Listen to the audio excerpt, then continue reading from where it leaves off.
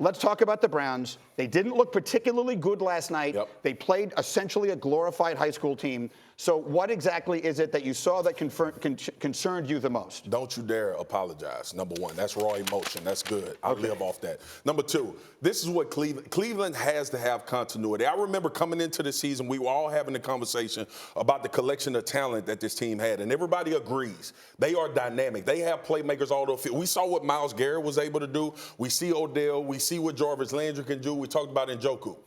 This is the game you can't buy championships in, though.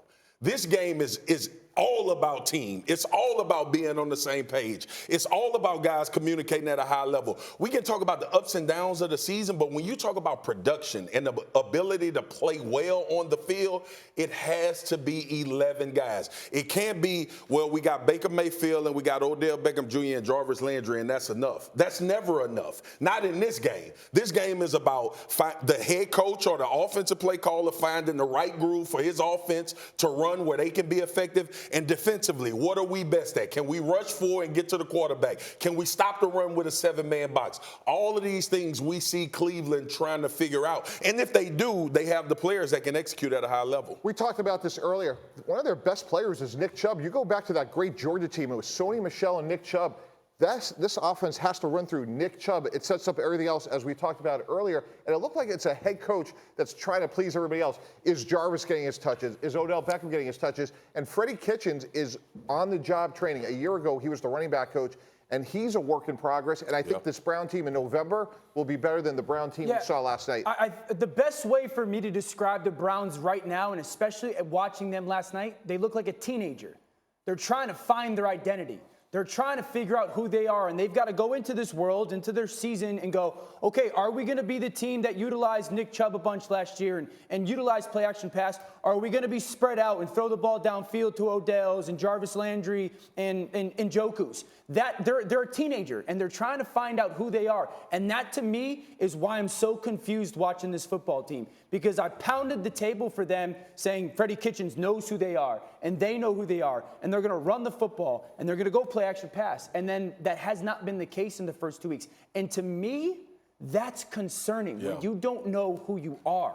As the parent of teenagers, I can tell you it is confusing. You're doing a great job. There's no question about it. Look, it's a great analogy because they are a work in progress, and they know this about themselves. But the other thing, when you look ahead now, we talked about Miami. Can they replicate what Cleveland did, amassing all those first and second round draft picks? And everybody always says, you got to get the picks right. Well, that's not the only thing you've got to do, and we're finding that out with Cleveland because they've got the picks right. I mean, they've got superstars all over the place. But now you have to put it all together. And to your point, Marcus, my goodness, that is a tougher project than I think a lot of people who were picking them to win 12 games might have assumed that it might be. But Dan, they may hit on some picks, but the flaw of this team is the offensive line. Their tackles are below average, and their best offensive lineman is now a New York Giant in Kevin Zeitler. And to that point, this is what's happening.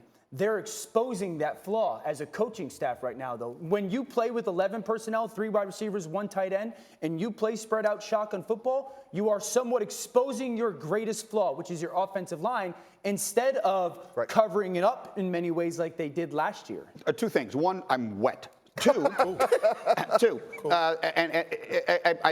that's 1. 2, maybe we're being unfair to the Browns. Let's just take a step back.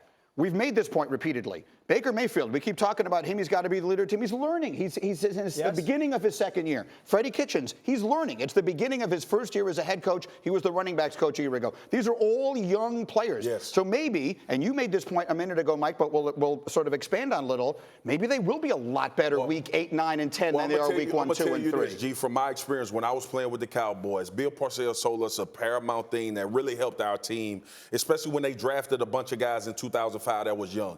He said, I'm not trying to appease the idea of who you think you guys are. We are going to find out who we are, and that's the strength we're going to play to. So we were big physical D linemen up front. He drafted some linebackers. He drafted Marion Barber. Our identity became, when you play the Cowboys for an entire game, it's going to feel like you got hit by a bus, right? And that didn't necessarily, our fans didn't necessarily love that. But that took time to get to, That took time to get to, absolutely. And Greedy, to your point, another Coach Parcells axiom, which is how do we get better and win our division? Ben Roethlisberger injury helps the Cleveland Browns as much as anything.